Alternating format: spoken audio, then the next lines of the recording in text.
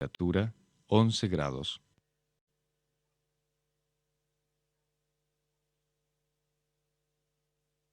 Pingüino Multimedia presenta Contingencia. Debate, opinión de los temas más importantes que ocurren en la región, en el país y en el mundo. Panelistas e invitados en una amena conversación. Porque en Magallanes también tenemos Contingencia. Solo a través de nuestras plataformas de Pingüino Multimedia.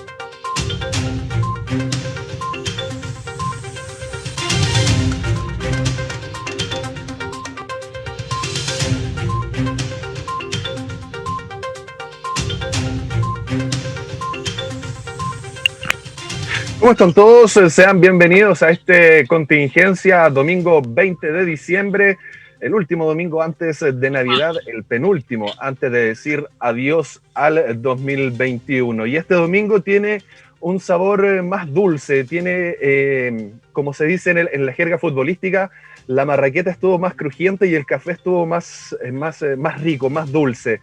porque anoche Magallanes dio una excelente, pero una excelente lección, que cuando las cosas se quieren hacer bien, cuando las cosas se quieren hacer de corazón y sobre todo cuando las cosas son del alma y por los magallánicos, siempre, de derecha a izquierda, oposición, centro, izquierda, del Colo, de la U, de la Católica, todos se unen y van por una sola meta, que fueron estos 802 millones que logró el Centro de Rehabilitación, junto con la ayuda, por supuesto, de Cruz del Sur, del Club de Leones Cruz del Sur de Punta Arenas. Quiero partir con esta información, con esta noticia, para saber algo positivo dentro de todo. Gabriel Vega, presidente regional de Renovación Nacional, bienvenido al programa. Juan José Arcos, precandidato, hasta donde tengo entendido, a gobernador regional, y Claudio Flores, candidato a gobernador regional. Estimados, bienvenidos. Creo que ustedes tres, que son magallánicos de tomo y lomo, nacidos, criados y malcriados, deben sentirse orgullosos de lo que sucedió anoche. Gabriel, parto contigo. Sí, yo no soy nacido acá, lamentablemente, pero me siento tan magallánico como... Sí, y de hecho mi raíz más grande, soy hijo marino, me tocó recorrer gran parte de Chile hasta los 18 años, pero tengo un hijo acá, y ya esa raíz es la más grande y fuerte que me tiene muy vinculado a esta tierra hermosa que me ha dado tremendas oportunidades, así que amo Magallanes, y felicitaciones a todos quienes se sienten comprometidos con estas causas que son súper importantes, locales, propias de acá, distintas a las del resto del país, y tan buenas o tan importantes como las que tienen el resto del país, pero yo diría que mucho más porque tienen este sentido local. Un saludo, gustoso estar en las casas y estar contigo, Marcelo, con Claudio, con Juan José y todos quienes nos escuchan. Juan José Arcos, precandidato a gobernador regional magallánico, ex gobernador de la provincia antártica.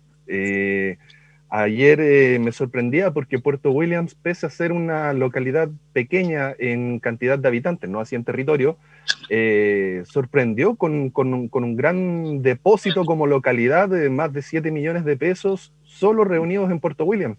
Siento que el orgullo debe ser gigantesco para ti. Sí, yo creo que, bueno, yo originariamente soy de Porvenir, así que estoy de hecho ahora en mi tierra. Mi familia ya lleva 112 años viviendo acá en Tierra del Fuego.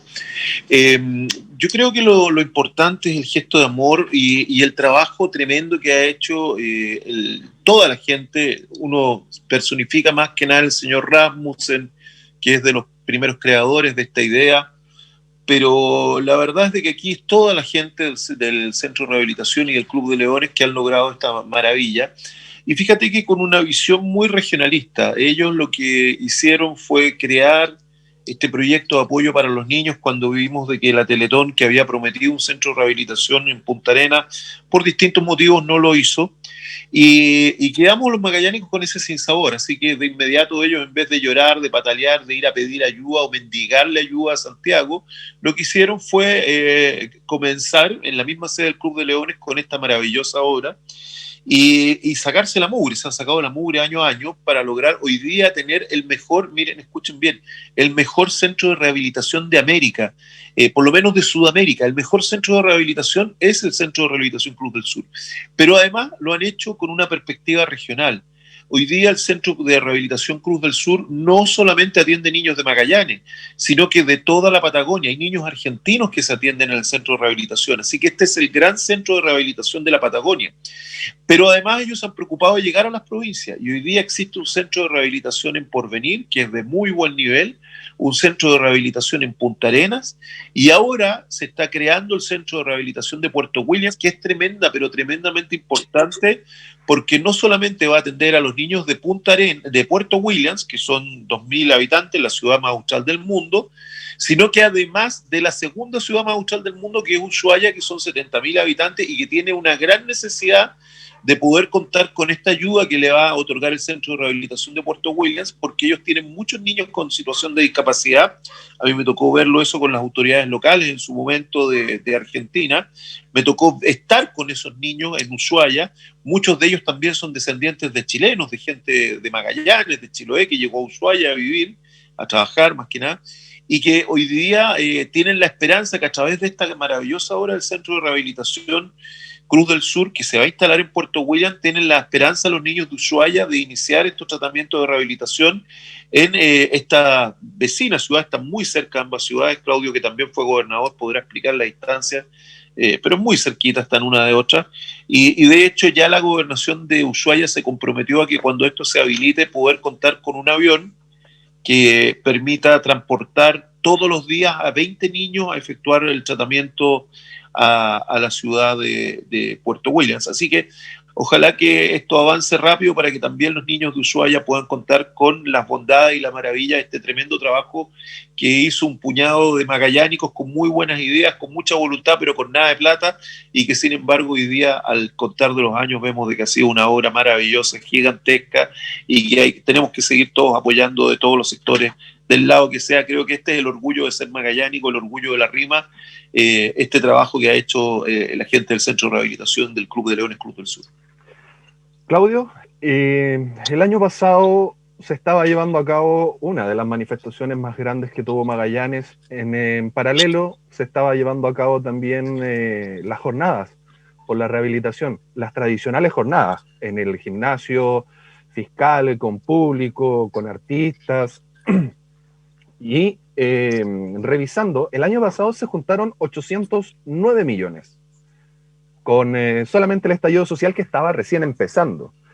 Pero este año se reunieron 802 millones, estamos hablando de 7 millones menos que la meta del año pasado, pero con pandemia, con crisis social, con crisis económica y una alta tasa de cesantía. ¿Cómo se pudo lograr eso? Anoche el presidente del Club de Leones Cruz del Sur, José Rosales, decía que soñar en algún minuto era gratis, pero anoche ya quedó demostrado de que no, Magallanes no tiene límite. ¿Cómo se pudo lograr eso? Mira, yo te diría que eso tiene que ver con, como decía bien Juan José y Gabriel, con un tremendo esfuerzo que hacen los voluntarios del Club de Leones, porque cada uno de ellos tiene su trabajo y le dedica parte de su tiempo libre a una actividad tan noble como esta. Y tiene que ver con eso y además con el compromiso de todos los magallánicos, porque esto del Centro de Rehabilitación del Club de Leones Cruz del Sur precisamente es una de las principales demostraciones de la capacidad que tienen las regiones de autogestionarse y no tener que pedirle, por favor, a Santiago que se acuerde que tiene una región como Magallanes. Y el resultado, en el efecto, es práctico, porque si tú te fijas, la inversión del Centro de Rehabilitación de Punta Arenas, del de Natales y ahora el que se está construyendo en Puerto William, son todos con financiamiento regional. Y súmale a eso que la infraestructura tiene financiamiento regional, que es público, decidido por los consejeros y consejeras regionales, y además el gasto operativo lo financiamos con la solidaridad de todos los magallánicos. Esa es una tremenda señal para el resto del país, porque efectivamente la Teletón llegaba hasta Puerto Montt nomás. Bueno, como llega el país generalmente llega hasta Puerto Montt, Aysén y Magallanes rara vez somos considerados. Entonces, lo que tú ves ahí es un esfuerzo, pero solo de los magallánicos, por atender a las personas y menores más vulnerables de nuestra sociedad, los que tienen alguna discapacidad o alguna condición especial. Y en este caso hay una condición que es aún más interesante. Nosotros, como región, demostramos que la solidaridad puede ayudar a resolver un problema, pero también hay un punto que es importante. No podemos pensar que siempre la solidaridad va a resolver un problema que es de política pública. Y esto da cuenta de un país absolutamente desigual, en donde los más vulnerables necesitan de la solidaridad de nosotros para resolver un problema de salud, cuando debe ser el Estado, mediante un sistema de seguridad social integral, el que le entregue las herramientas y las condiciones para que esa persona pueda tener una buena calidad de vida. Entonces ahí nos damos cuenta de que la solidaridad es fabulosa. Magallanes lo ha demostrado, pero también demuestra que somos un país bastante precario en términos de condiciones de seguridad social. Ahora, respecto a eso, Gabriel y Juan José, les pregunto a ustedes dos, lo que plantea Claudio de que el Estado tenga que ser parte subsidiaria de este tema a través de un concepto de seguridad social que abarque todo. Yo tuve la opción de poder conocer el Centro Teletón en Santiago, También tuve la facilidad de conocer el Centro de Rehabilitación de Leones Cruz del Sur, que como bien dijo Juan José, no tiene absolutamente nada que envidiar a ninguno de los centros de rehabilitación de Latinoamérica, por lejos, y yo que soy un afuerino se los puedo decir, por lejos es el mejor de Latinoamérica, el mejor. Entonces yo me pongo en el siguiente punto. Uno ve cómo es la salud que entrega el Estado, precaria. Los que han tenido la posibilidad de recorrer otras regiones del país y conocen otros hospitales, saben que escasean las cosas. Y sin embargo tenemos el Centro de Rehabilitación Cruz del Sur, tenemos lo que es la Teletón de Puerto Montt hacia el norte, y nos damos cuenta de que a través de la manutención de la sociedad, de la comunidad, se pueden obtener cosas mucho mejores.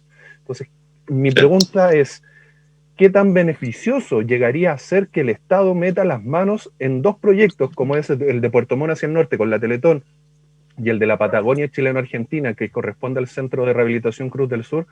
¿No será un riesgo el pedir que el Estado subvencione o arme algún tipo de proyecto y meta las manos ahí donde finalmente uno dice, pucha, acá por lo menos los niños están recibiendo un buen tratamiento, mientras que los adultos se la están pelando en los hospitales públicos porque tenemos esa balanza, lamentablemente? Mira, acá el Estado tiene dos problemas muy graves y te lo voy a graficar de una forma muy sencilla para que la gente pueda entenderlo.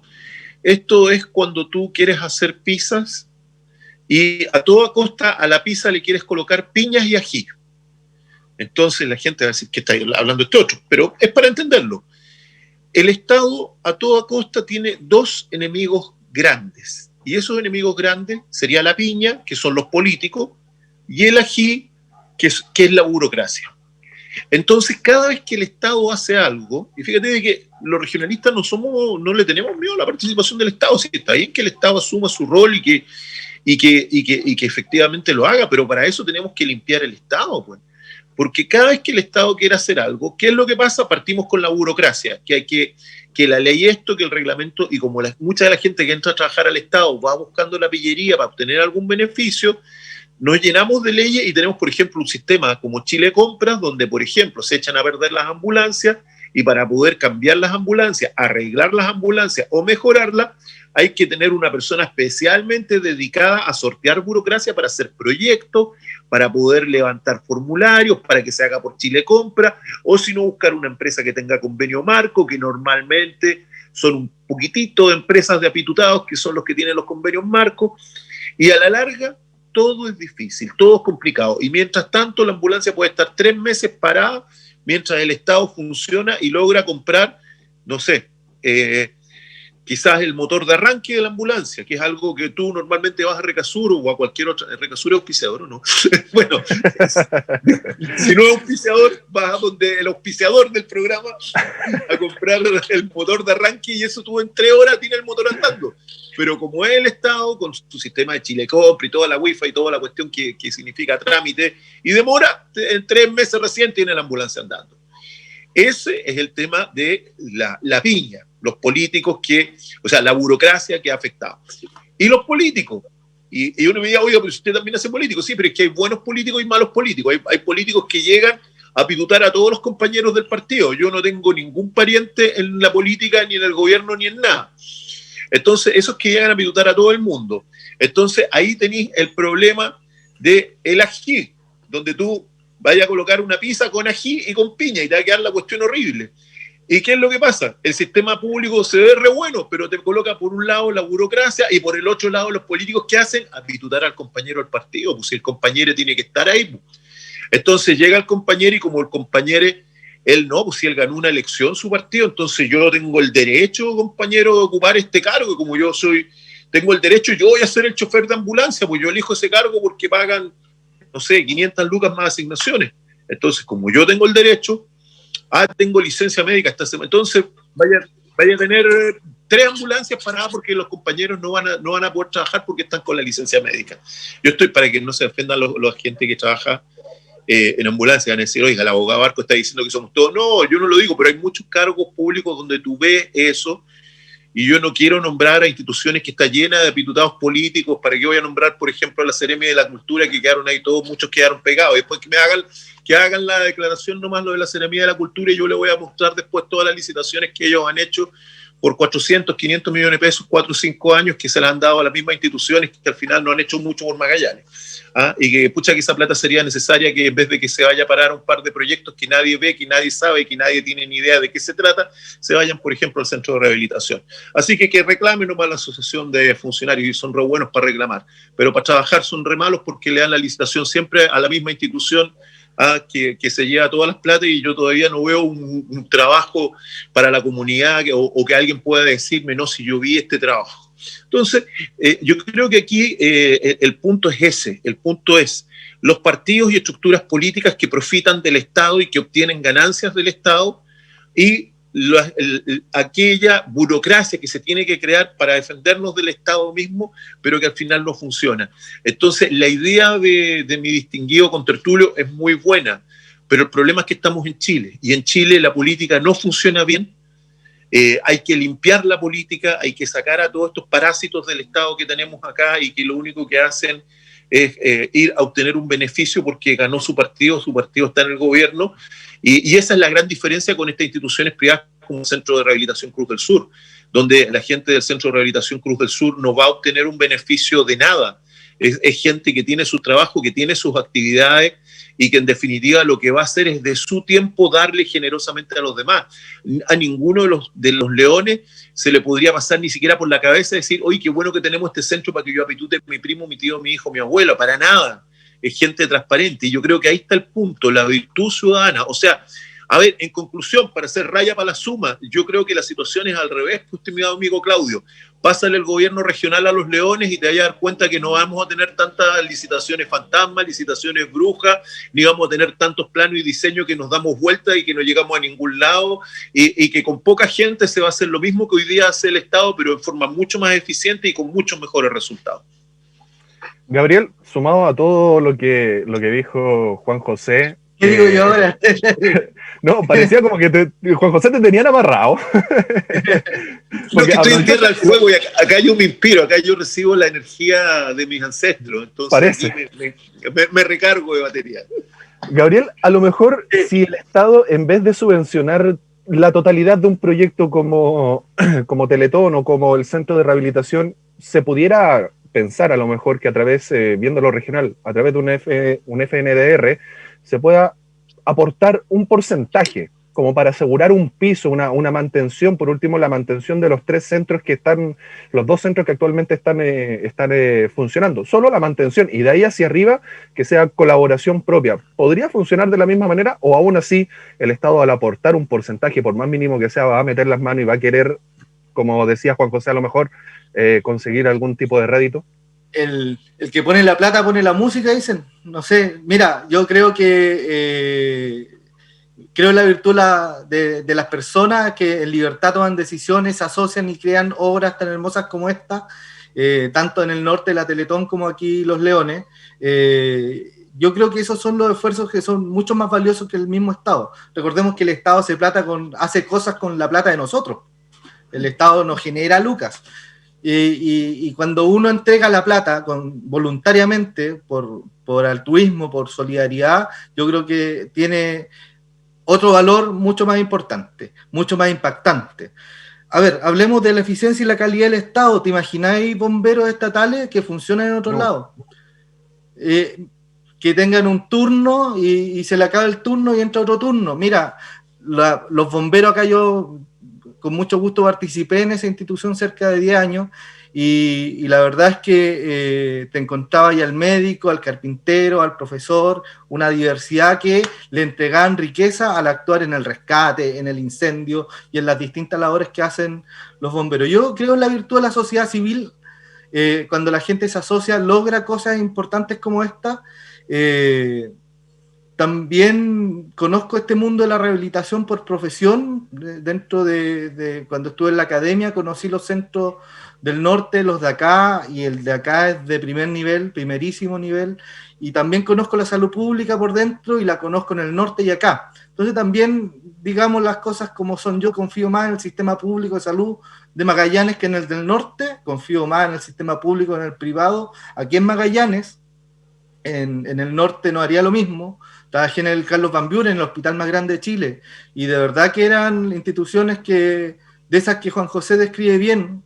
No me arriesgaría a decir, hablar de influencias políticas, pero máquinas burocráticas, elefantes gigantes que costaba un mundo mover la licitación para comprar una aguja, y de verdad yo confío más en los consultorios de Punta Arenas, en los CEFAM, en el hospital clínico, en la planta profesional, que en otros centros privados que son bastante buenos también, pero integralmente me parece mucho mejor la oferta pública acá. Entonces, sí, de repente el público es mucho más eficiente y en algunas cosas que el privado, pero la tendencia es otra. La tendencia es que las cosas cuando las hace el Estado no salgan bien. Yo creo que si Teletón o el Centro de Rehabilitación Cruz del Sur estuviesen en manos del Estado, tendríamos listas de espera similares a las que tienen la salud pública. Para cerrar,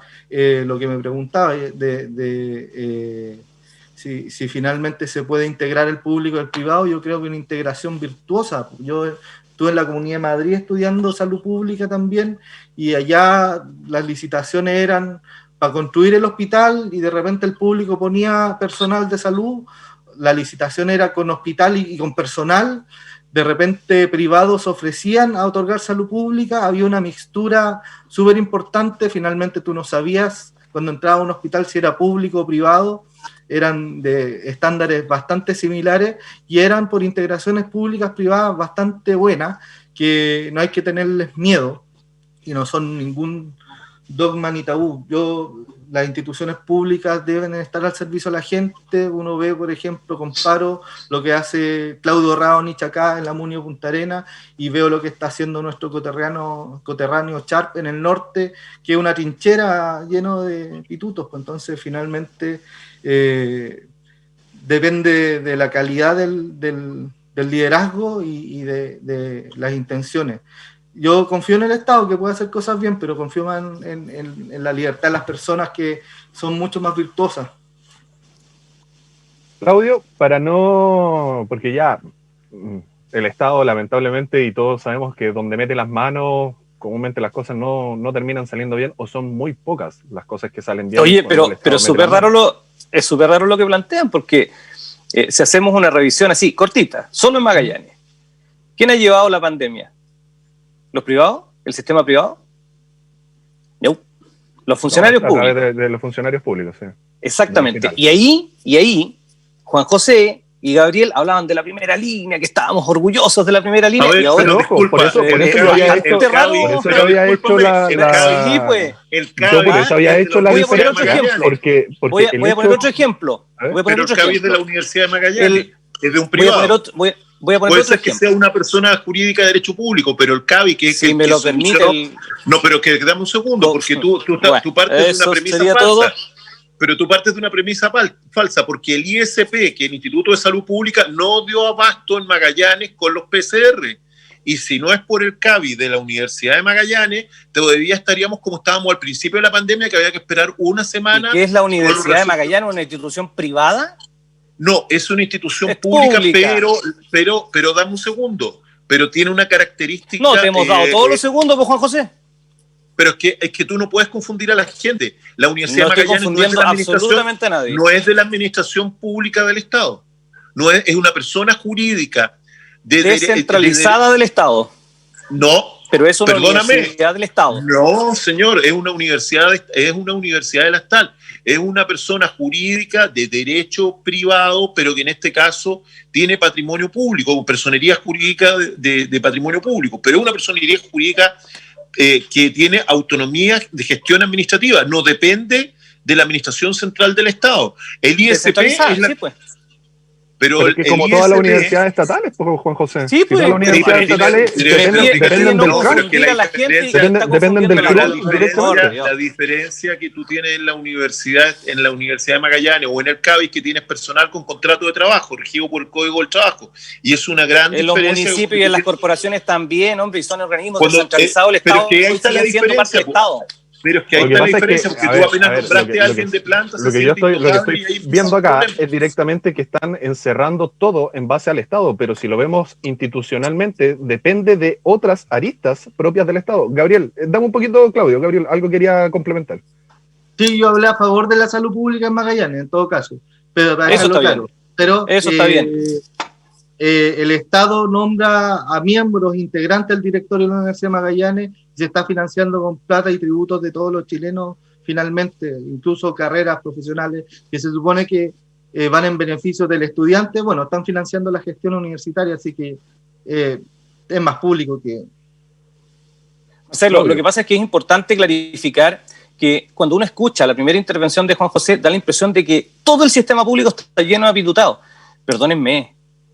Tú mismo trabajaste en la salud primaria, Gabriel. Entonces, no reconocer el tremendo trabajo que hace la salud primaria con las precarias condiciones financieras que tiene, de verdad es un despropósito. Y hablar de que, oye, todos son unos apitutados y que...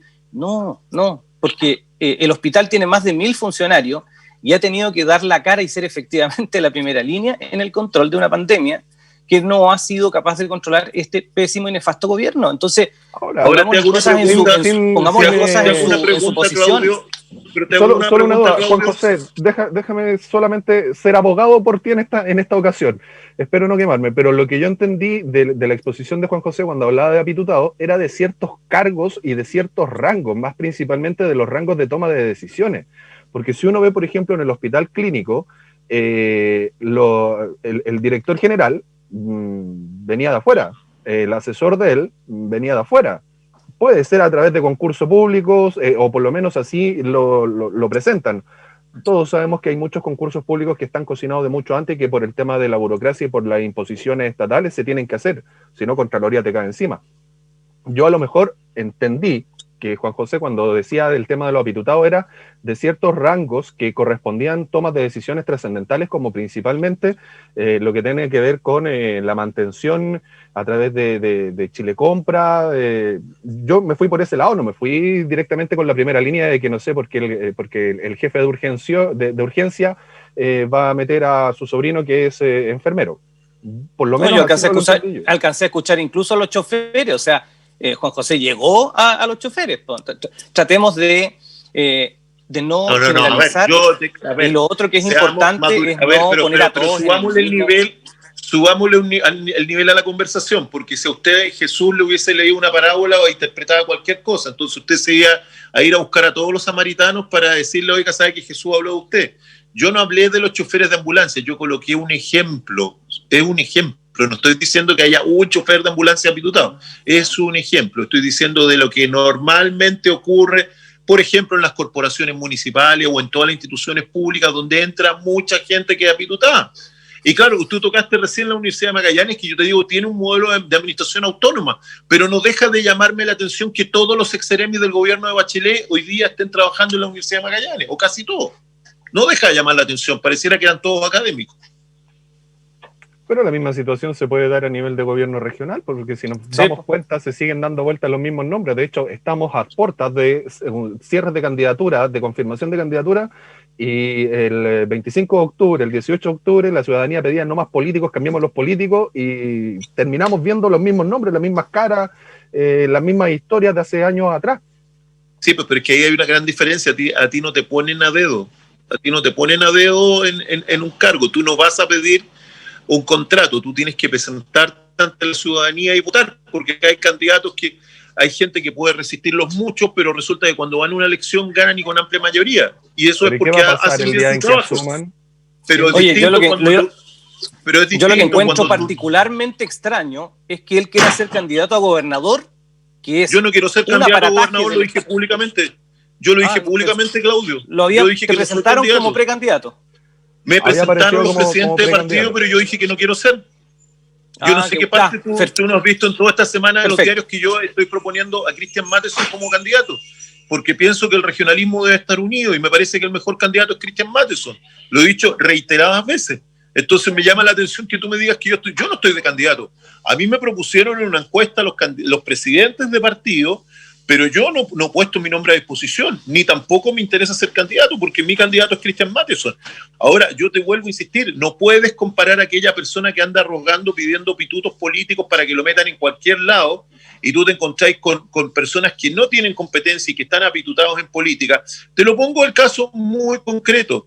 Tú tienes, por ejemplo, a la pareja de la Pamela Giles hoy día como candidato a gobernador regional, y la pareja de la Pamela Giles es su asesor político en el Congreso, y la Pamela Giles lo contrató para que el tipo gane 4 millones al mes. ¿Qué te parece de eso? ¿Eso acaso no es nepotismo? ¿No es un arreglín que la Pamela Giles contrate a su propia pareja para que se gane 4 millones de pesos de todos los chilenos? Eso es una sinvergüenzura con letras mayúsculas. Eso es lo que yo quiero que se radique de la política. Yo no tengo a ningún pariente en política, a ningún pariente en cargos públicos. Y sin embargo, los que profitan y los que hablan de esto, como la Pamela Giles, ¿a quién tiene contratado como su asesor en el Congreso y que fue el que anunció el tercer retiro del 10%? Ella tiene nada menos que a su pareja anunciado como contratado por el Congreso de Chile con un sueldo de 4 millones de pesos para que sea su asesor. Y me pregunto yo, ¿asesor en qué? ¿Asesor en qué? Y después lo manda a hacer un anuncio para que el tipo sea ahora candidato a gobernador regional. Linda la cosa. A eso me refiero con los apitutados políticos y con llevar a toda la parentela al servicio público para sacarle al Estado la plata de los impuestos que paga un obrero que gana el sueldo mínimo y que cuando va a comprar el pan paga un 19% de IVA para que precisamente la señora Pamela Giles tenga de apitutado ganando esa plata a su pareja y ahora presentándolo como candidato. A eso es lo que yo me refiero. Gabriel, sí, es súper importante que para evitar que pasen esas cosas, las accountabilities, la transparencia, el escrutinio que tenga toda la ciudadanía sobre los políticos sea abierto, sea transparente y es algo en donde hay que avanzar mucho, pero son los mismos temas que provocan la burocracia, pues. O sea, si hay, ya que Juan José hablaba de Chile Compra, si hay Chile Compra es para que no se le adjudiquen las licitaciones a dedo a alguno, po, o al amigo, sino que sea al mejor oferente. Esa es la intención. Perdón. Esa es la intención. De repente se burocratiza, sí, se entiende, pero es necesario pensar un Estado más moderno donde los cargos estén con mucha transparencia y menos burocracia. Es una fórmula muy difícil de encontrar, pero ocurre a todo nivel institucional, ya que estamos hablando de las instituciones, de la arquitectura institucional que va a tener el país en este proceso constituyente. Es importante poner en relevancia primero la sociedad civil como un órgano estructurante de todo esto. Yo señalo a los bomberos, hablamos del ejemplo de Teletón y de Club de Leones, Cruz del Sur, fundamentales. Eso es producto de la libertad de cada persona. Y segundo, accountabilities para todas las autoridades, transparencia en eso. Y tercero, un Estado más moderno que dé respuesta adecuada. Claudio, yo fui súper claro, yo soy FONASA, yo me atiendo en la salud pública, que yo confío en la salud pública de acá de Magallanes. Lo comparé con Valparaíso, trabajé allá es una cuestión muy difícil. Allá las listas de espera, la calidad de la atención, muy distinto a lo de acá. La calidad aquí es bastante buena. Hay que mejorar sin duda, pero es bastante buena y sus funcionarios de verdad yo los prefiero a los que uno ve en la oferta privada. Confío bastante, aquí nos conocemos todos, confío mucho en el sistema público, pero tiene estas trabas el sistema público, que era lo que hablábamos. O sea, insisto, si el Club de Leones no hiciera esta obra y la tuviera el Estado, estaría con lista de espera. No tendrían esta flexibilidad que en el norte pasa. Teletón, cumpliste 18 años y fuera. Claro. Acá el Club de Leones tiene un centro integral que incluso atiende a adultos. Y de hecho, la oferta de ellos es súper flexible a las necesidades que ellos van viendo. Ellos innovan en una tecnología y muchas veces acuden al sector público para financiar ese tipo de proyectos, pero son iniciativas de ellos. El Estado no le está diciendo qué hacer. Yo creo que es un modelo mucho más eficiente. Yo siempre he insistido en la cuestión de... ¿Dime, Marcelo? No, tranqui, dale, termina la idea. He insistido en la toma de decisiones locales, a propósito de la pandemia. Valoraría mucho que pudiese ser así. Si recordemos el tema del oncólogo, con calculadora dijeron ustedes le corresponden 1,4 oncólogos, con uno tienen que estar. Y el resto a Valdivia. No, pues si esa decisión se puede tomar acá, sin calculadora en Santiago. Debería haber una relación en base a la cantidad de población que necesita la atención y en la que se puede llegar a proyectar posibles actores patógenos que terminen derivando la necesidad de un oncólogo. Lo que yo quería intervenir en lo que tú habías planteado, Gabriel, es la gran diferencia del centro de rehabilitación versus Teletón. Como tú bien indicabas, Teletón, una vez cumplido los 18 años, te termina graduando, lamentablemente en descenso, las posibilidades de atenciones, pero sin embargo, el centro de rehabilitación es para niños, jóvenes, adultos mayores, y además no atiende tan solo rehabilitaciones complejas. Eso a mí me sorprendió, parte desde la rehabilitación, la necesidad más básica que pueda tener un recién nacido, como es la hipostrofia, hasta situaciones bastante complicadas. Entonces, es para sacarse el sombrero. Con esto quiero cerrar para que pasemos al siguiente tema. Es para sacarse el sombrero con el trabajo que ha hecho Magallanes, los amigos del Club de Leones Cruz del Sur, el Centro de Rehabilitación, todas las personas que trabajan ahí en el Centro de Rehabilitación, y sobre todo para mí, que soy un afuerino de la región, pero que cada día le tomo más amor y más cariño. Me sentí bastante orgulloso ayer, me llegué a emocionar cuando José Rosales dio el cómputo final, y yo creo que nadie en su sano juicio pensaba de que íbamos a quedar tan cerca de lo que había sido la meta del año pasado. Así que un aplauso gigante a distancia y felicitaciones, y a seguir con ese hermoso proyecto que cada día levanta mucho más el orgullo de ser magallánico. Yo lo veo en todos ustedes. Ahí Gabriel puso el aplauso virtual. Lo veo en todos ustedes cuando hablan del centro de rehabilitación y tienen un sentido de pertenencia único. Así que felicitarlos a cada uno de los integrantes del centro de rehabilitación y a cada uno de los magallánicos. Siguiente tema en competencia. Señores, salimos de cuarentena. Se logró la ansiada libertad, lamentablemente, de sábado y domingo encerrado. Ahora, no sé qué tanto, porque ayer veía las calles de Punta Arenas y, Dios mío, era un día lunes, un día martes sin cuarentena. Yo le preguntaba a la intendenta y a la autoridad sanitaria, en este caso al Seremi de Salud, si finalmente los datos que se entregaron daban las proyecciones para poder haber pensado en abrir Punta Arenas, pensando en la situación de números. Los contagios no bajan del promedio de 70, la ocupación de camas críticas no disminuye de un 23-25%, la ocupación de ventiladores no disminuye de un 40%.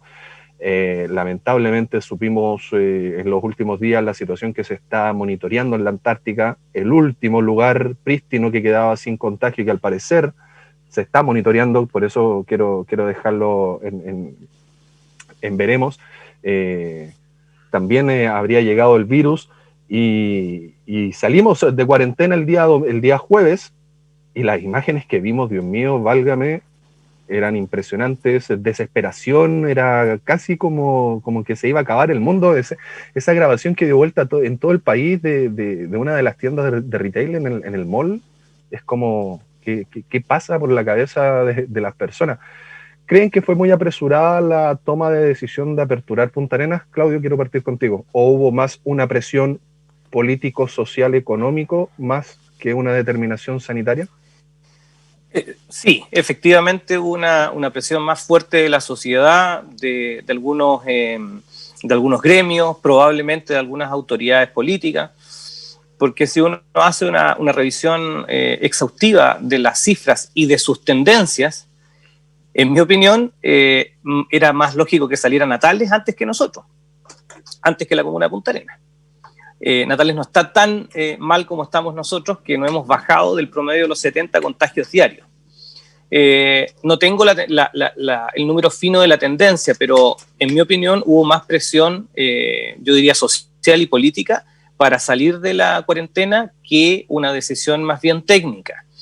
Escuchando al Seremi de Salud, quien no estaba de acuerdo con salir de la cuarentena, me queda un poco más claro que efectivamente, mirado desde el punto de vista técnico y estadístico, no era todavía el momento de salir. Ahora, eso tiene que ver también con un agotamiento de la cuarentena. Lo han dicho expertos, las cuarentenas largas no ayudan a resolver el problema, más bien lo agudizan.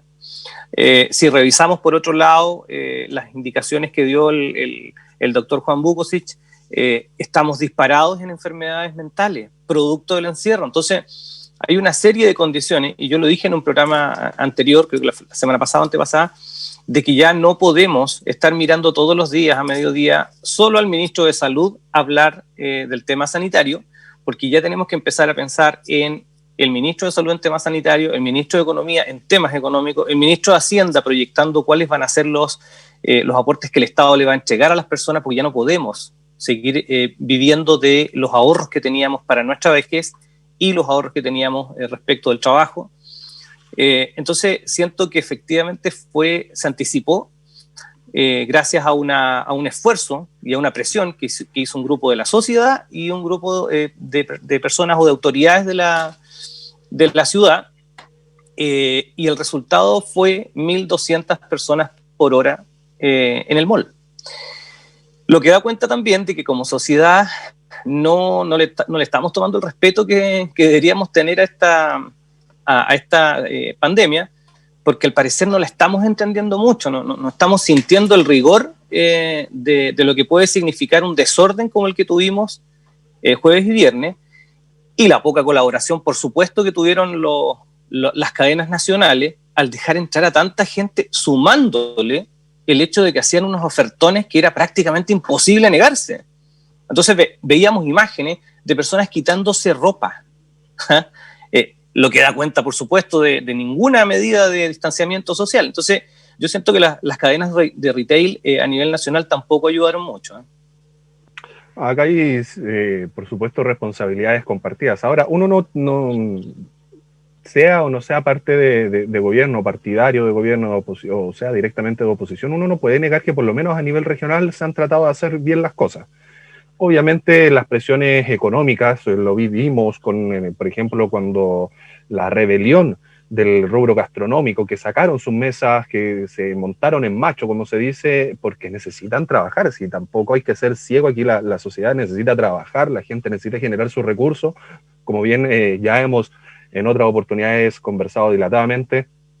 El Estado aporta 1 de cada 3 beneficios, entre comillas, o soluciones para poder mantener a la gente en cuarentena, pero aquí ya, no sé, el jueves yo veía la imagen y de verdad me sentía sorprendido y lamentablemente para mal. Gabriel, tú tienes más conocimiento acá o sabemos que las proyecciones en estos minutos están dando los números, están recién comenzando a verse números, o por lo menos durante las últimas 2 jornadas.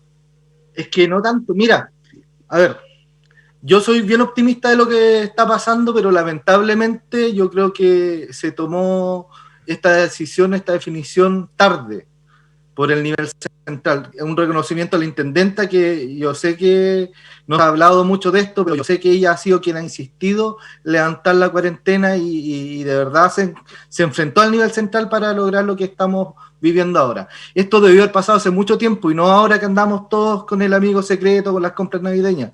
Uno esperaría que hubiésemos tenido más tiempo en esto. ¿Por qué? Lo he dicho, a riesgo de ser majadero, porque lo he dicho en muchos programas domingos atrás, pero el contagio no está siendo comunitario. La cuarentena es para impedir el contagio comunitario. Cuando sales y te contagian en el transporte público, en el negocio en la esquina, en la fila de la notaría o en la fila del banco. ese está reducido casi a cero, minimizado. El contagio comunitario tú no sabes, pues tú le preguntas a la persona dónde se contagió, no sé, pues salí a comprar y volví y ahora me siento mal. Esos casos son casi nulos. La gente está siendo involucrada en clústeres familiares porque le estamos diciendo quédate en casa cuando se siente mal, le contagia a los compañeros de vivienda por reuniones sociales o en espacios laborales. Ahí están ocurriendo los contagios. Entonces es bueno esto de que se reconozca de que no hay contagio comunitario y la medida de cuarentena exitosa.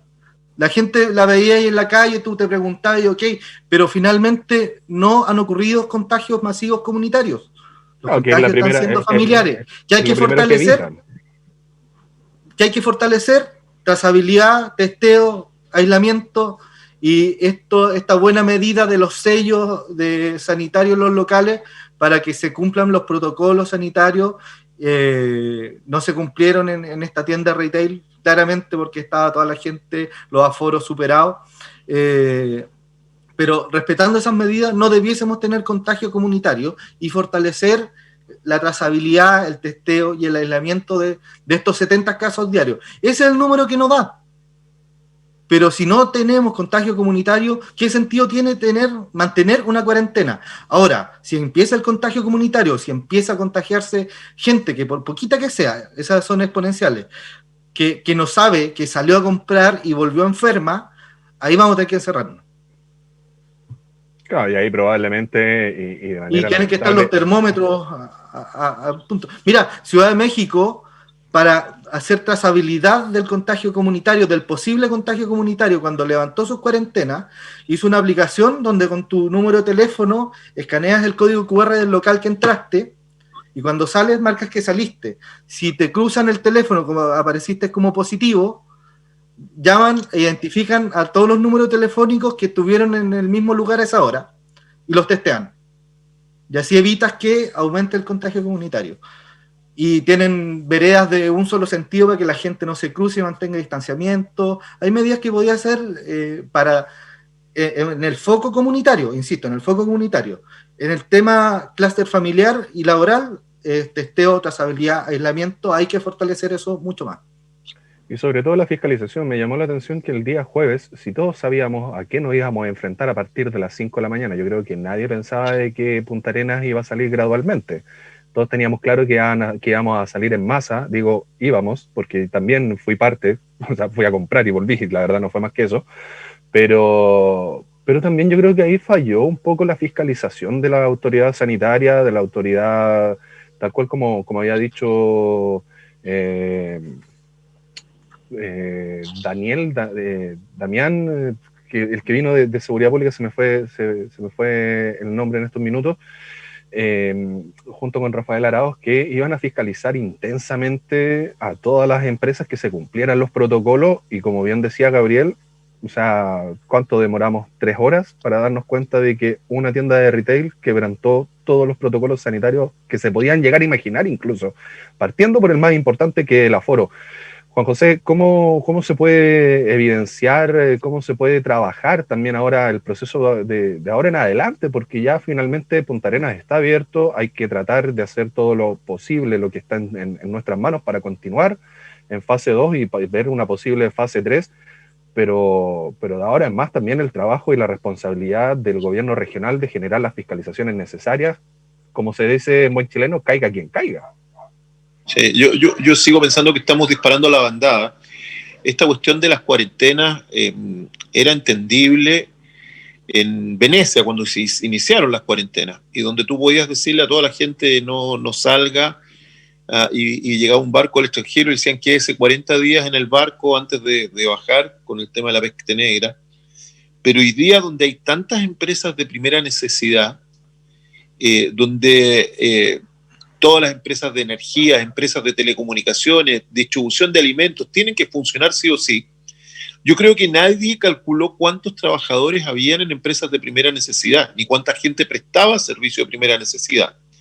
Entonces, se dan situaciones, yo, por ejemplo, ahora que estoy en Porvenir, ¿cuánta gente se dedica a la ganadería en Porvenir? ¿Cuánta gente se dedica a la pesca en Porvenir? ¿cuánta gente trabaja en industrias pesqueras en Porvenir? Y ahí te da la respuesta que de 8.000 habitantes que tenemos en Porvenir, hay la mitad que son niños de tercera edad que no trabajan. Pero de la otra mitad, de los 4.000, los únicos que no se dedican a empresas de primera necesidad son los funcionarios públicos.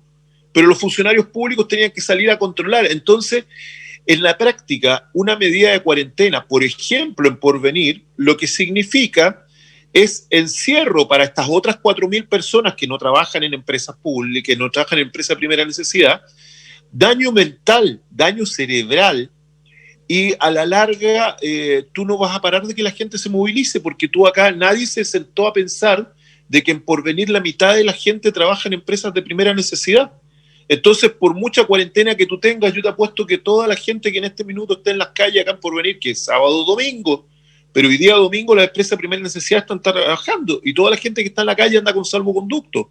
Entonces nadie calculó cuánta gente podía obtener salvoconducto. Entonces, si tú piensas de que vamos a decretar una cuarentena en Porvenir y que eso va a ser exitosa porque nadie va a salir en las calles, es porque no conoces la realidad de la provincia, porque no ha estado en Porvenir, porque no sabe qué actividades se desarrollan acá, y claramente de que en una zona que es ganadera, que es pesquera, es absolutamente imposible que la gente no tenga salvoconducto porque todos trabajan en empresas de primera necesidad. Hecho ese punto, hecho ese alcance, a mí me gustaría saber del registro civil la cifra de suicidios que hemos tenido en el último tiempo. Ya el doctor Vukovic nos advertía de esta alerta que se estaba generando en un incremento de enfermedades mentales. Entonces, y también yo me pregunto, aquí por ejemplo tenemos una zona que es la Casa de Piedra, que está a 3 kilómetros por venir. Tenemos a 5 kilómetros el Parque Estromatolito. ¿Qué posibilidades hay a que una persona que salga a trotar y se vaya al Parque Estromatolito o a la Casa de Piedra contagie a alguien?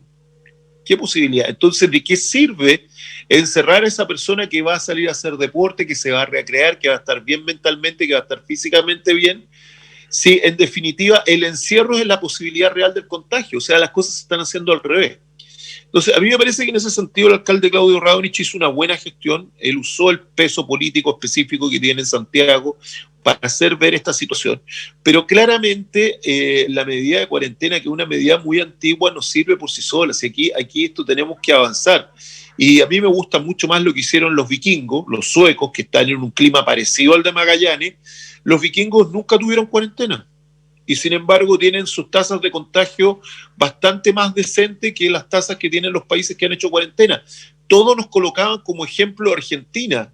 Miren, no, en Chile tenemos que Mañalich está haciendo puras leceras, Mañalich no tiene ni idea, Mañalich esto, Mañalich lo otro, imitemos a los argentinos, ¿ya? ¿Y cuál es la tasa de mortalidad en Argentina hoy día? ¿Y cuál es la tasa de mortalidad en Chile? Y los argentinos estuvieron encerrados 6 meses, ¿y qué ganaron con eso? Nada. Entonces, aquí hay que entender que existen otros factores. Primero, revisemos cuántos muertos hubo el año 2020 en total y cuántos muertos hubo el año 2020, el 2019. No vaya a ser cosa de que, en definitiva, otras infecciones, como lo eran, por ejemplo, esta H1N1, que este año no hubo, el 2020, capaz que eran más letales que el COVID, y no lo sabemos. No hay una estadística seria que nos hable de eso. Pero ¿cuánta gente se ha suicidado? La última vez que revisamos con nuestro compañero Jesús Nieves, periodista que ve también el área de salud junto con algunas veces conmigo, identificamos que el COVID como enfermedad propia no mata, pero sí agrava otras enfermedades, otras patologías que finalmente terminan falleciendo las personas por esas patologías cardíacas, cancerígenas. Obviamente se tiene que sumar el hecho de que son parte de COVID, porque el COVID vino a agravar la situación. Pero yo te hago una pregunta. ¿Cuál fue mejor medida? ¿La de Suecia, donde no hubo cuarentena, o la de Argentina, que estuvieron 6 meses en cuarentena? ¿Cuál tiene más mortalidad? ¿En cuál de los dos países ha habido más mortalidad por COVID o casos graves de COVID? ¿En aquel país que estuvieron encerrados 6 meses o en aquel país donde no tuvieron cuarentena? Y la última pregunta que yo quiero hacer, ¿cuál es el estado de salud mental de los argentinos hoy día después de 6 meses de encierro? ¿Cuál es el estado de salud de los magallánicos hoy día después de 4 meses de encierro? ¿Y cuál es el estado de salud mental de los suecos después del mismo periodo, pero trabajando y en libertad? cuál es la situación económica de los suecos, cuál es la situación económica de los magallánicos y cuál es la situación económica de los argentinos. Y finalmente, si la cuarentena fuera tan buena, ¿por qué los chinos en la capital de China, que es Beijing, nunca decretaron cuarentena? Creo que directamente es por la cantidad de habitantes que hay en Beijing, que te hacía casi imposible el poder de ordenar o siquiera pensar una cuarentena. La situación de Suecia es bastante llamativa, eso no deja de ser menos atrayente que lo mismo que sucede con Nueva Zelanda, con Dinamarca, con varios países que lograron trabajar y contener de buena manera, pero también porque tenían reacciones tempranas ante mínimos brotes. O sea, veíamos lockdown. Si acá la clave de Marcelo aquí fue lo que no se hizo al principio y que había que hacerlo. Si la autoridad sanitaria no tuvo pantalones para parar todos los vuelos y todas las entradas de extranjeros. Si en febrero, en marzo nosotros paráramos todas las entradas a la región, nunca hubiésemos tenido una cuarentena. Pero bueno, sí, claro, si tenemos la asociación directa de que el caso 1 corresponde a un contacto directo de un viajero del crucero, de uno de los cruceros que terminó incluso recalado como 30 días en Puerto Aysén. Desde ahí comenzó lamentablemente el tema del contagio, pero también ahí entra la discusión que siempre se ha tenido, lamentablemente Magallanes, Punta Arenas, Puerto Natales, Porvenir, Puerto Williams, muchas veces, sobre todo Natales y Punta Arenas, dependen del turismo. Entonces claro, tomamos los resguardos sin ningún problema, cerramos. El intendente de aquel entonces, don José Fernández, Claudio Radonich, el alcalde de Puerto Natales, se me olvidó, Fernando Paredes. Pero Marcelo, si hubieran ordenado el fin de la temporada de cuarentena por orden propia, les aseguro que la situación hubiera sido mucho más crítica, económica y socialmente de la que estábamos. Pero mira, si el problema va por otro lado, no nos perdamos en eso. ¿Cuánto se demoró la Paula Daza, que es la subsecretaria de Salud, en darse cuenta que la gente que venía en estos aviones atiborrado de público tenía que hacerse el PCR y entrar con un PCR negativo a Magallanes? ¿Cuánto se demoró? Recién decretó la medida en marzo, como la gran novedad del año, en marzo. Y resulta que Magallanes ya habíamos tenido caso cero. Habíamos llegado al caso cero. Pero resulta que gracias a que siguió llegando gente de todos lados, en aviones 9 vuelos a la semana, 300 pasajeros, todos juntitos y apretaditos, bueno, del caso cero saltamos al caso 300. Pues llegamos de 0 casos al día a tener 300 casos al día. Pero ¿cómo volvió el COVID a la zona? Por el aeropuerto, pues. Si tú efectivamente la medida que se adoptó en el mes de septiembre no volvió, el rebrote que hubo en agosto no fue directamente por ingreso de extranjeros. No, pero no fue por, ¿cómo que no? Pero fue acuérdate que el brote fue empresarial, en una empresa pesquera, donde el 80% de los trabajadores de esa pesquera radican en Magallanes. Son extranjeros, muchos de ellos, pero radican. Claro, pero si tú tenías caso cero. Ojo. Esa es la gran diferencia, que es lo que siempre han planteado el tema del aeropuerto. Sí, pues. Tú tenías caso cero, pero si tú puedes tener a los trabajadores radicados acá, pero si resulta que los trabajadores viajaron todos de la zona central donde tenían la escoba con los contagios y nosotros estábamos en caso cero, y justo en la pesquera donde vinieron los trabajadores del norte quedó la escoba y salieron los contagiados. Te pongo el mismo caso, la situación de Puerto Williams, el nuevo rebrote corresponde a una empresa pesquera de trabajadores que no salen de Puerto Williams desde enero de este año. Gabriel, algo querías aportar. Pero dame un segundito. Yo lo que te estoy diciendo, porque tú te fuiste para otro lado. No, te estaba poniendo el mismo ejemplo. La autoridad sanitaria en pedir PCR negativo para entrar por el aeropuerto de Magallanes. ¿Cuánto? Estuvo 9 meses, 7 meses. ¿Ah? A partir de septiembre de este año se empezó a exigir la PCR negativa con 72 horas de anticipación.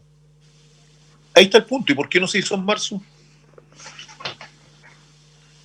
Decisiones ya, a propósito, esa iniciativa fue local. Aquí sí. El gobierno regional fue quien impulsó eso. Bueno, quería corregirte algo, Marcelo, que es importante. Yo creo que la gente en sus casas tenga claro, el COVID sí mata, y mata gente joven sin enfermedades, y de hecho produce una respuesta inmunológica que es bastante rara, extraña, que es compleja. Y mucha gente joven sin patología ha muerto de esto.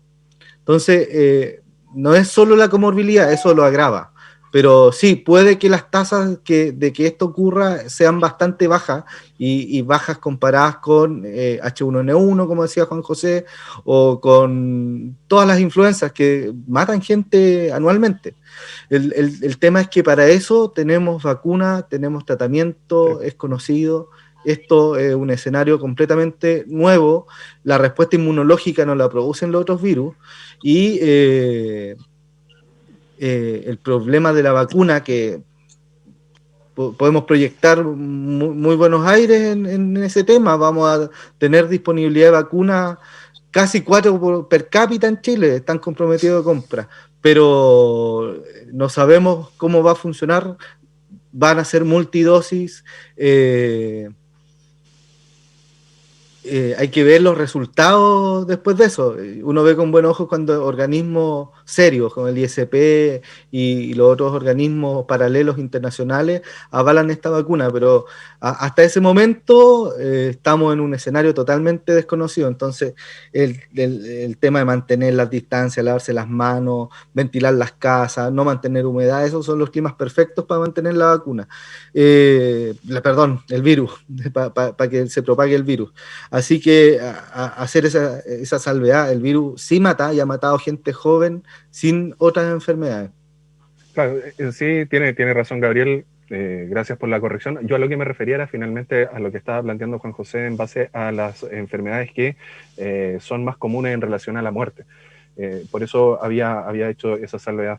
Claudio, Gabriel tocó un tema bastante relevante para la región. Estamos dentro de las 4, antes en un inicio se hablaban de 3, pero finalmente van a ser 4 las regiones que van a iniciar este proceso vacunatorio en Chile con Pfizer BioNTech. El tema es, viéndolo fríamente, sabiendo que recién se están escribiendo papers con los resultados que se están realizando a través de los muestreos en Inglaterra y en Europa sobre todo, fue bueno el hecho de haber puesto dentro del primer grupo, que es el más esencial de vacunación, a la primera línea de salud, pensando en que Dios no quiera, llegase a suceder algo, hubiese algún contratiempo con la vacuna, finalmente estamos inoculando a la gente que más necesitamos, que esté en perfectas condiciones y que de cierta manera, tenemos entendido también y sabemos la situación que se vive en los distintos hospitales del país, pero de cierta manera han sido los que mejor también han sorteado el tema del virus. Yo creo que es una buena decisión. Claro, voy a partir diciendo que es una buena decisión porque tengo la fe puesta en que lo que se está haciendo con la vacuna es de buena fe, valga la redundancia. Y partiendo desde la buena fe y de que los científicos han demostrado que el nivel de daño colateral que pudiese producir esta vacuna es mínimo, es muy bajo en términos porcentuales, me parece razonable que se piense en la primera línea, es decir, en todo el personal de salud, porque ellos han tenido que vivir de primera persona las dificultades que implica esta pandemia, y al mismo tiempo creo que es razonable entregarle a ellos las condiciones mínimas para que puedan seguir trabajando y conteniendo a todo el resto de la ciudadanía que llega contagiada. Claro, hay algunas personas que dicen, no, pero es que no tenemos certeza de que eso sea bueno. Había unos memes que decían, pero inyecten primero a los políticos porque si sale mal, bueno, se mueren, da lo mismo. Pero siempre vamos a... Claro, pero siempre vamos a pensar en que la vacuna está hecha por humanos que quieren salvar humanos. A eso se dedican los científicos, yo espero. Hay algunos que no, pero son los mínimos. Entonces, bajo ese principio de buena fe, yo creo que es muy razonable que primero que se inocule a todas las personas de la salud, y en segundo lugar, creo que sería fundamental, porque entiendo que la vacuna no es para niños, y ahí que me corrija, no es para niños, la de Pfizer, pero creo que, claro, efectivamente, y es esa la que llega a Chile. Sí, la primera tanda, después el 80% comprometido es con Simovac. Y la Simovac y sirve para la China, ¿cierto? ¿La Simovac? No, esa no sé si tiene las mismas condiciones porque todavía no pasan a los organismos. Ya.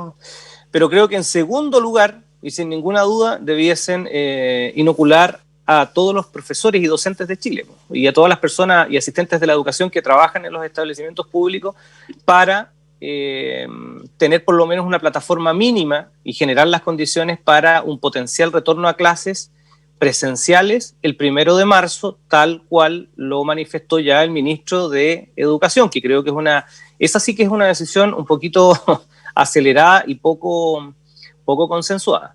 Pero sí estoy de acuerdo en que sea el personal de salud el primero en ser inoculado y luego, por supuesto, los docentes y no docentes.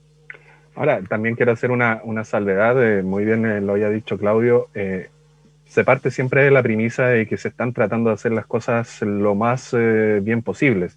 En ningún minuto quise dejar entrever de que la vacuna era mala, ni que nos van a insertar un chip, como algunos andan diciendo, y de poco más vamos a pasar a ser parte vale la pena decirlo, del emperador Bill Gates, porque aquí están diciendo que hasta Bill Gates nos va a insertar microchip, que está metido SpaceX también con el tema de los satélites. O sea, he visto unas conspiraciones que ya se las quisiera Salfate. Pero volviendo más al tema técnico, Gabriel, muy bien decía Claudio, se está pensando ya proyectando a marzo del 2021 el retorno a clases. El segundo grupo de inoculación está integrado también por profesores y por trabajadores del sistema de educación de nuestro país, pero la situación es tan dinámica y más todavía pensando en que, como bien mencionábamos, Pfizer-BioNTech no es para niños. La vacuna china, que vendría siendo el otro 60%, si mal no me equivoco, de adquisición, no está todavía corroborada si puede ser suministrada a menores de 16 años. Entonces, ahí uno también entra con la disyuntiva, ¿qué va a pasar con los niños de marzo en adelante si es que finalmente se impone el regreso a clase, pensando, por ejemplo, en colegios municipalizados? Ayer, justo ayer hablaba, saludos, si es que está escuchando a mi amiga Mirna Ramos, que es la directora provincial de educación. Me contaba de que hay un instructivo que es bastante flexible. Se supone que el próximo año escolar va a ser un intento de retorno, pero muy paulatino. Se está planificando un semestre de clases. El año escolar va a contar de un semestre presencial y con la dinámica, lo que se está planificando es que el dinamismo sea, ante eventual caso encontrado, puedan retornar al estudio a distancia. Ese era el plan que tenía el Mineduc para este próximo año. Ahora, entendiendo todo el contexto dinámico que está pasando, que no sabemos si vamos a estar, si los niños van a estar inmunizados, es bastante ambiguo el escenario, así que yo entiendo que la planificación educativa para el próximo año tiene que ser bastante flexible y dinámica. A propósito, también hablaba ayer, tuve la visita y se va en un rato más el diputado Eduardo Durán, diputado de Renovación Nacional, de San Miguel, El Bosque, Lo Espejo, Pedro Aguirre Cerda, La Cisterna y San Ramón. ¿Encontraron restaurante el viernes para poder almorzar? ¿Ah? ¿Encontraron restaurante el viernes para poder almorzar? Sí, es que fuimos a hablar con los locatarios. Ah, perfecto. Fuimos a hablar con los locatarios para que nos cuenten su experiencia de cómo estaban tratando de salir adelante. El tema del turismo, la industria gastronómica, la hotelería, está bastante compleja y el diputado estaba súper interesado. Habló con Claudio Raonich, habló conmigo y lo invitamos a que venga y vino enseguida, así que ahora se va yendo. Se llevó tarea para la casa también, porque se comprometió con nosotros y esa cuestión la valoro un montón.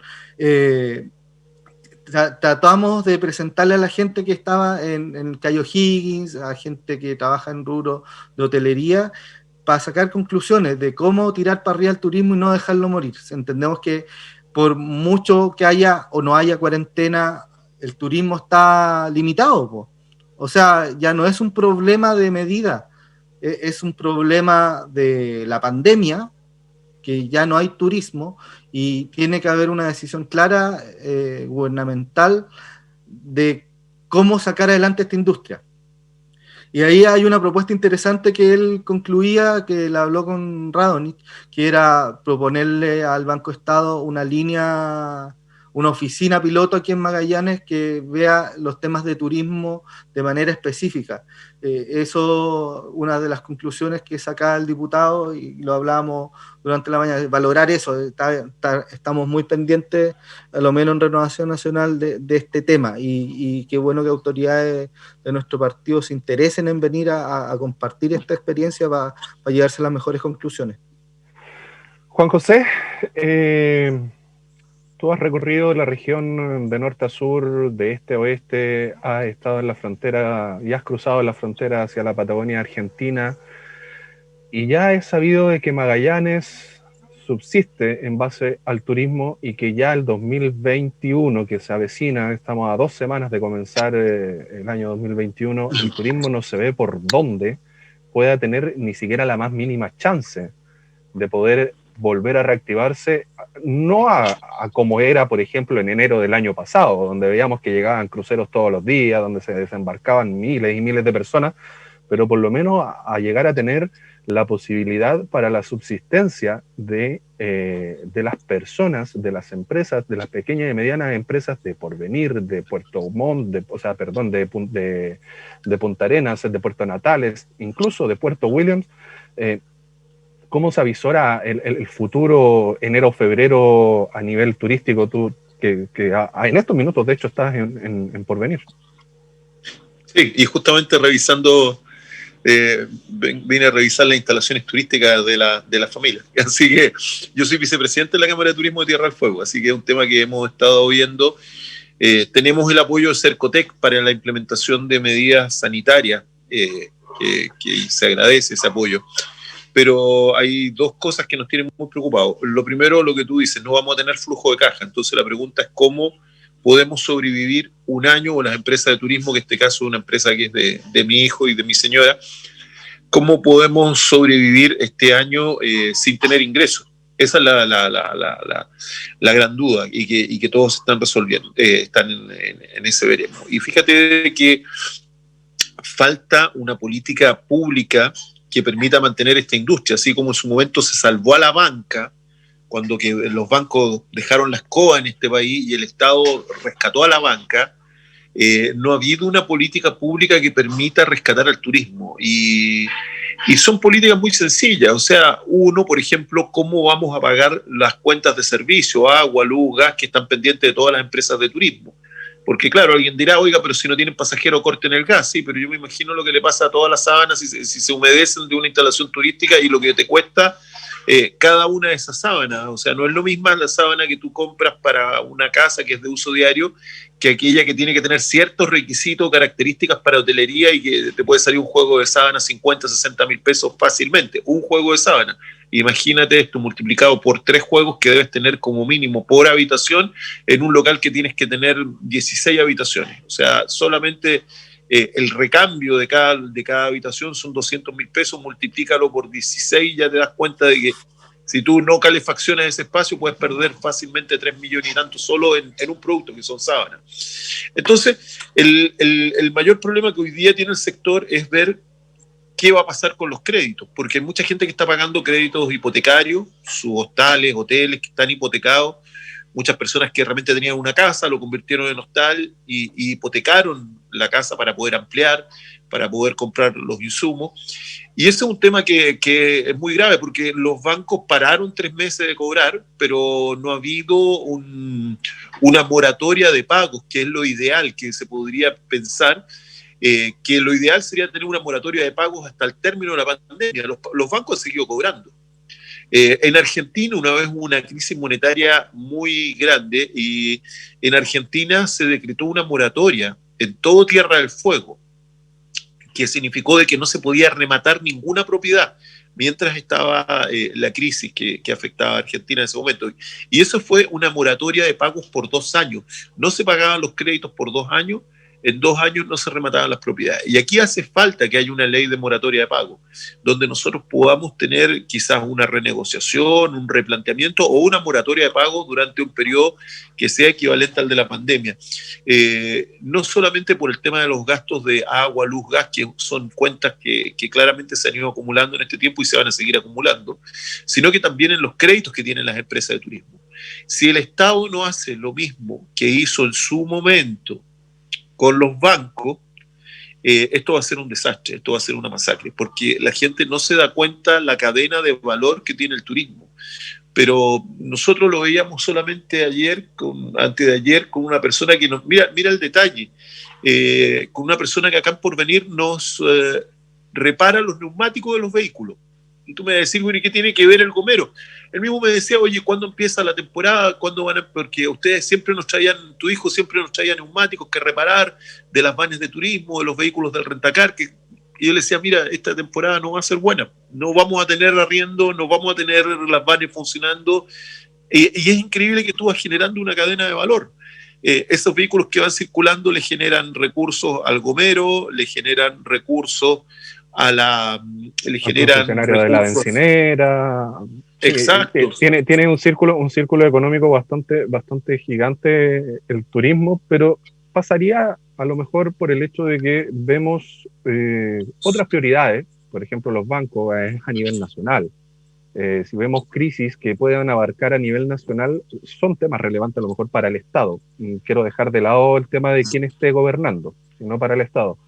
Pero finalmente son muy pocas las regiones del país que sobreviven a través del turismo. Estamos hablando Arica, Iquique, Serena, periodo estival, Magallanes, Aysén, y podría incluso, claro, San Pedro de Atacama. Y creo que sería. Entonces, como no es un tema de crisis nacional, a lo mejor por ese lado también el Estado no los tiene considerados como para obtener beneficios que no generen endeudamiento a futuro.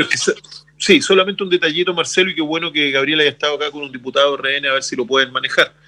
El problema es que la plata se estuvo por parte del Estado y la plata llegó a los bancos, pero el tema es de que los bancos hoy día no le están pasando a la empresa de turismo porque dicen, pero ¿cuál es su flujo de caja? ¿Cómo va a retornar? Claro, entonces no ha habido una visión de Estado, porque el Estado le entregó $5.000 millones en su momento a la banca para que lo distribuyan las pequeñas empresas, pero la banca no le quiere entregar la plata a las empresas de turismo. Y ahí está el problema. Ese es un tema también que falta la fuerza de fiscalización y yo siempre he dicho, lamentablemente, a lo mejor voy a pecar de abogado del diablo acá y pido disculpas de inmediato, pero muchas veces se presentan proyectos de ley en el Parlamento que son buenos, pero que cuando se empiezan a desmenuzar o empiezan a meter la colita por aquí, por allá, por acá, terminan destruyéndolo.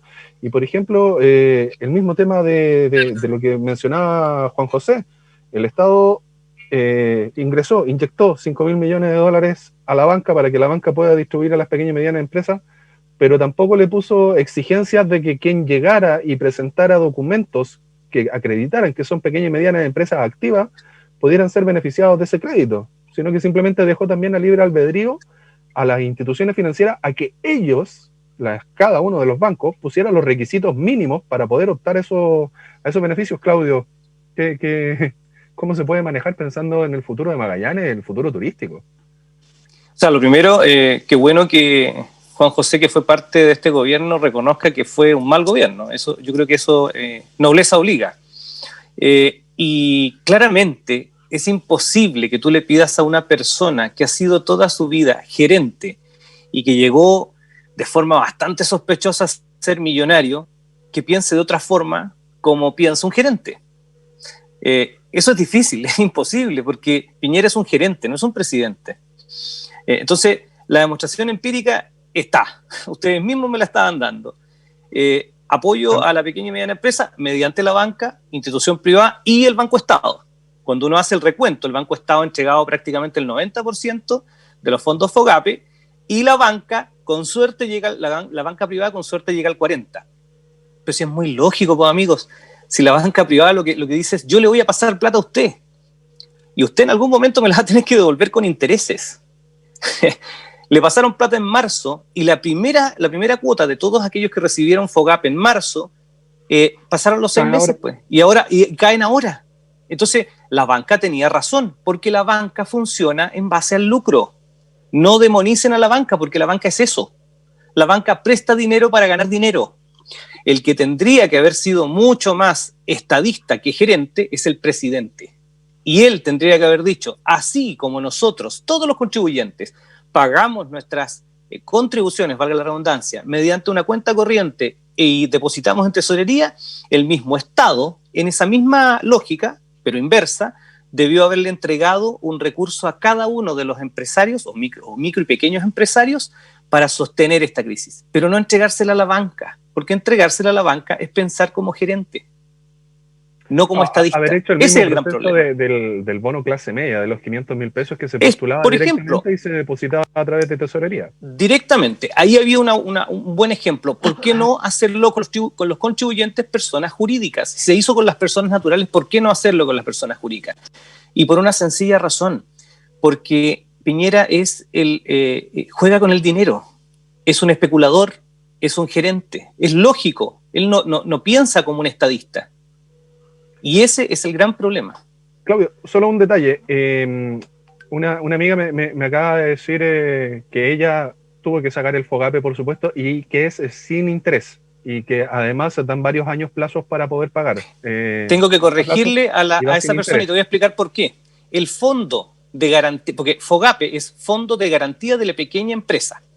El interés lo pagamos todos los chilenos, porque la garantía, al momento de que tú no lo pagues, la paga el Estado, es decir, todos nosotros. Y el interés también. Por eso ella siente que no tiene intereses, porque los intereses lo pagamos todos los chilenos con los impuestos. Claro, o sea, lo que pasa es que si lo vemos directamente relacionado hacia el beneficio de cada uno de los microempresarios, claro, para ellos, en sí, al minuto de tener que pagar la cuota 1, cuota 2, cuota 3, claro, va a ir sin interés, independiente de que de manera colateral, entre todos, con la benzina, con el gas, con la luz, con todo lo que pagamos, finalmente se termina igual pagando intereses como lo hemos estado pagando desde el día 1, desde que uno nace comienza a pagar intereses con la cuenta de la clínica. Pero si veamos el efecto práctico.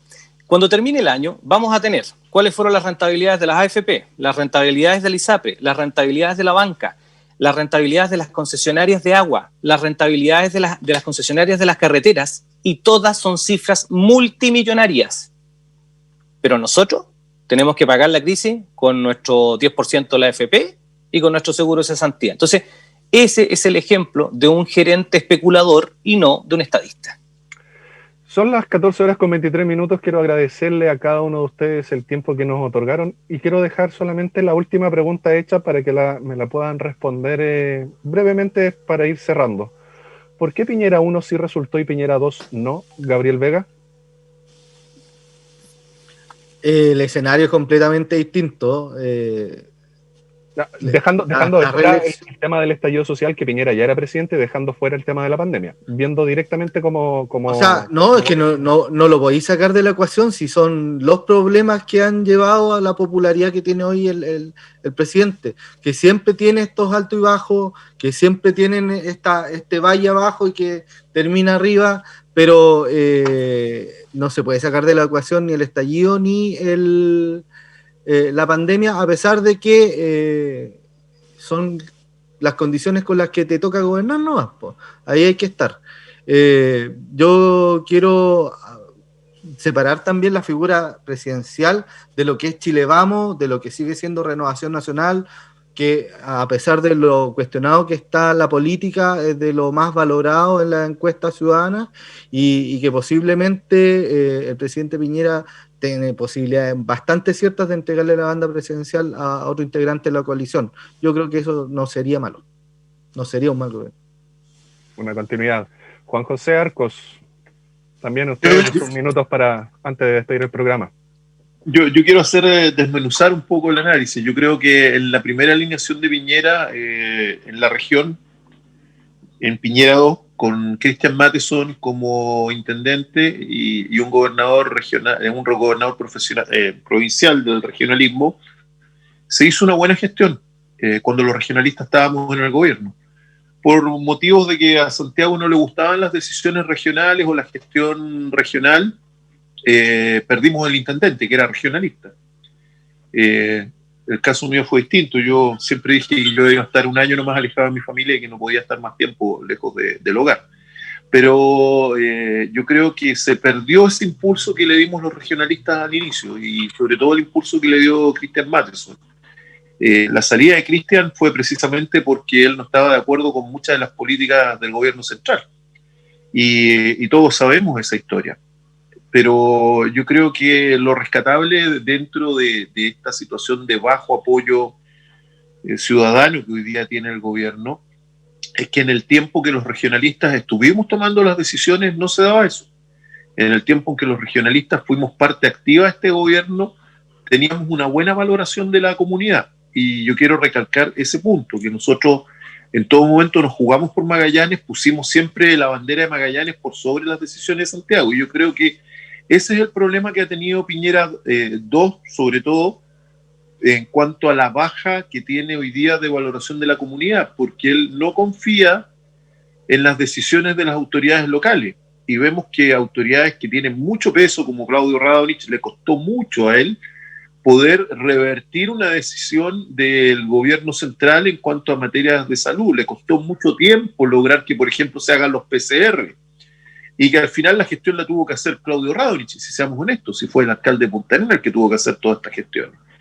Entonces, el problema que ha tenido Piñera 2 es que no escucha a las regiones, no escucha, y el centralismo lo está ahogando, lo está asfixiando. Este problema no solamente lo tiene en Punta Arenas, lo tiene en Ancud, lo tiene en Concepción, lo tiene en distintos lugares de Chile. Y cuando tú te encierras en la moneda y no escuchas a las regiones, ¿qué quieres que va a pasar con la gente? ¿Que te va a apoyar? Claramente no te va a apoyar. Entonces, yo en ese sentido también comparto el análisis de Gabriel. El problema de Piñera creo que es un problema de él, que él ha tomado las decisiones en forma demasiado centralista, pero no creo que sea un problema que vaya a toda la coalición. Yo creo que Chile Vamos está vivo, el regionalismo está más vivo que nunca, y qué mejor que cuando nosotros estuvimos en el gobierno, la valoración de la comunidad del trabajo que se estaba haciendo era bastante buena. Así que yo por lo menos me quedo con eso, con el aporte que hicimos los regionalistas, con el aporte que hizo un gran regionalista como Cristian Matheson, y que espero verlo como gobernador regional en las próximas elecciones, porque el regionalismo tiene que tener además variedad de caras. No puede ser que vayamos personalizando en una o dos personas el regionalismo. El regionalismo es mucho más que una o dos personas. Y creo que el que sea Cristian Matheson el candidato le va a hacer muy bien al regionalismo, le va a hacer muy bien al PRI para ir dando esta variedad. Estamos trabajando también en dos candidaturas muy fuertes de Gregoria Cueva, una chica muy joven, ingeniera comercial de primer nivel para Porvenir, y estamos trabajando en la candidatura del señor Flanagan, que también es un tipo tremendamente preparado para lo que es Puerto Williams, y esperamos también de que los regionalistas podamos tener estas dos alcaldías para ofrecer lo mejor de nuestro trabajo para Magallanes. Se comienza ya de a poquitito a conocer nombres, a tener claridad de lo que va a suceder en un par de semanas más. Recordemos que incluso la oposición tendrá sus primarias el próximo 3 de enero. Claudio, también tu análisis al cierre del programa del día de hoy. Piñera 1, un accidente. Piñera 2, un desastre. ¿Un accidente en qué sentido? Un accidente. Teníamos un muy mal candidato que era Eduardo Frei, y por eso Piñera ganó. No ganó por otra cosa. El mal menor. Ese fue el mal menor. Y esto es un desastre. Un rotundo desastre. Incapaces, incompetentes, alejados de la realidad del país. Frases como, mira, no sabíamos que había tanta pobreza, tanta vulnerabilidad de parte del mediocre exministro Mañalich, dan cuenta de lo que es este gobierno, una desconexión absoluta con el pueblo chileno. Son un desastre. Y nosotros esperamos que esta situación se pueda revertir, por supuesto. Hoy día 20, estamos a 4 días de poder vivir una noche buena. Esperamos también en este inicio de la despedida del programa de hoy que cada uno pueda vivirlo y pasarlo con su familia. Si no es así, si lo ven a la distancia, puedan valorar las situaciones, puedan valorar los minutos, los segundos. Y acuérdense siempre que con un teléfono se puede hacer feliz, sobre todo a un adulto mayor, con un llamado telefónico para saber, hola, ¿cómo estás? Créanme que eso va a llenar el alma siempre de todo. Claudio, Juan José, Gabriel, muchas gracias por haber sido parte de la contingencia del día de hoy, y nos estamos reencontrando en un próximo futuro, y que pasen unas muy lindas fiestas de fin de año, si es que no nos vemos antes. Gracias, Marcelo, igualmente. Muchas gracias a todos.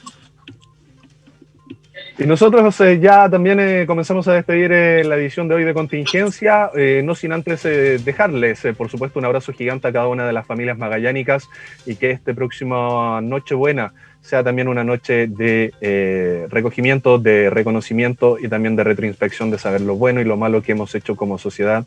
Y a esas 220 familias que lamentablemente han perdido a sus seres queridos producto de esta pandemia, también cada uno, 224 familias, cada uno de los magallánicos los va a estar abrazando durante esta Nochebuena. Que tengan una linda jornada y nosotros nos reencontramos el próximo domingo cuando nuevamente en las pantallas de Pingüino Multimedia tengamos una contingencia con voces regionales.